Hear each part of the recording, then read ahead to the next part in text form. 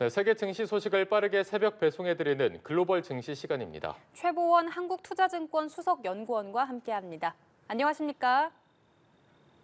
네, 안녕하세요. 네, 미국 뉴욕 증시의 3대 지수가 혼조세로 마감을 했습니다. 국채 수익률 상승 속에 나스닥만 하락을 했는데 먼저 간밤의 시장 상황 전반적으로 어떻게 보셨습니까? 네, 어제 같은 경우에는 말씀 주신 바와 같이 S&P 500 지수, 나스닥 지수 혼조세로 마감이 됐습니다. S&P 500 지수는 0.2% 상승했지만은 IT 기업들의 하락세에 이어지면서 나스닥 지수 0.4% 하락했습니다. 업종별로 한번 살펴보시면 유틸리티, IT 업종이 전일 대비 1.2%, 0.2% 하락했고 커뮤니케이션 업종도 0.5% 하락했습니다. 반면에 에너지, 소재, 헬스케어 업종은 전일 대비 2.3%, 2% 그리고 1.3% 오르는 모습이 보여졌는데요. 아무래도 이렇게 지수별로 업종별로 차별화가 강해지는 상황은 아무래도 정책의 영향 반영이 되고 있다라고 볼 수가 있겠습니다. 미국의 러시아 석유 산업 제재 가능성 높아지면서 원유 가격 70달러 중반까지 올라버리는 모습 보여졌고요. 반면에 고용지표 예상보다 발표가 양호하게 공개가 되면서 위험자산 투자 심리 위축이 되면서 IT 업체들 부진한 모습 보여지고 있습니다. 여기에 더해서 바이든 행정부의 AI 반도체 규제 가능성 역시도 상당히 IT 기업들의 주가 하방 압력을 높이고 있다라고 볼 수가 있겠고요. 반면에 어제 외교 불확실성이 덜한 다우지수 같은 경우에는 오히려 오르는 모습이 보여졌습니다. 이런 식으로 차별화가 강해지는 국면이 나타나고 있다 보실 수가 있겠습니다. 네, 일단 저가 매수세가 주가를 방어하긴 했지만 채권 가격이 급등하면서 금리에 민감한 기술주가 약세를 면치 못했습니다. 종목별로 좀 분석도 들어보겠습니다. 아무래도 어제는 몇 가지 살펴보셔야 되는 기업들이 있었는데요. 우선적으로 보셔야 되는 게 빅테크 업체들입니다.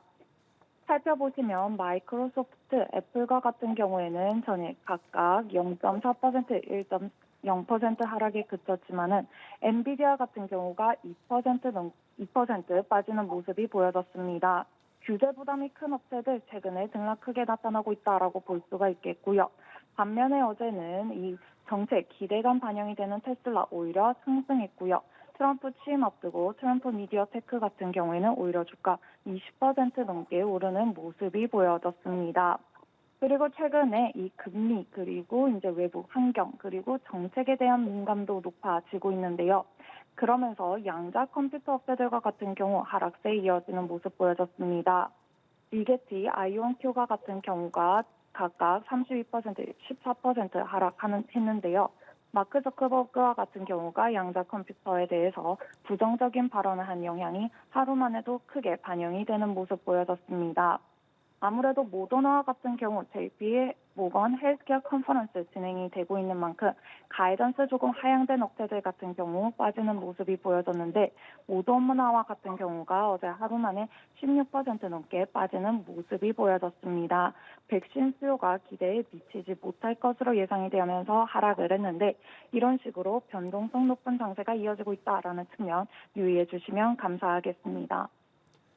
네, 그리고 인플레이션이 재가열 조짐을 보이는 와중에 고용은 깜짝 증가를 했습니다. 이제 미 연준이 조만간 금리를 낮출 것이란 기대가 더 낮아지는 분위기인데 앞으로의 전망 어떻게 하고 계십니까? 아무래도 지금 같은 경우에는 고금리, 강달러 기조 조금 더 이어질 수 있다라는 측면 보실 수가 있겠고요. 그리고 그것보다도 이번 주 같은 경우 그리고 적어도 2월 초까지는 이 정책 불확실성이라고 하는 게 정부뿐만이 아니라 연준 차원에서도 가장 커질 수 있는 시기다라는 점에 초점을 두시고 대응을 해주시면 좋으실 것 같습니다. 우선 살펴봐야 되는 내용은 이번 주에 보편과세 그리고 AI용 반도체 수출 규제 강화에 대한 불확실성 이어질 수 있다라는 점. 그리고 이번 주에는 CPI, PPI 물가 지표와 함께 주요 인사들의 발언이 밀집이 되어 있습니다. 그리고 연말 대비로 매크로 지표 발표에 대한 민감도가 높아질 상황이고 적어도 2월 초까지는 미국 대표 지수와 같은 경우는 가파른 지수 상승보다도 앞에서 말씀드린 요인들이 복합적으로 반영이 되면서 계속해서 등락 반복이 되는 모습들이 최근과 같이 나타날 가능성 높다라고 볼 수가 있겠습니다. 그리고 주 후반부터는 어닝 시즌 본격적으로 시작을 합니다.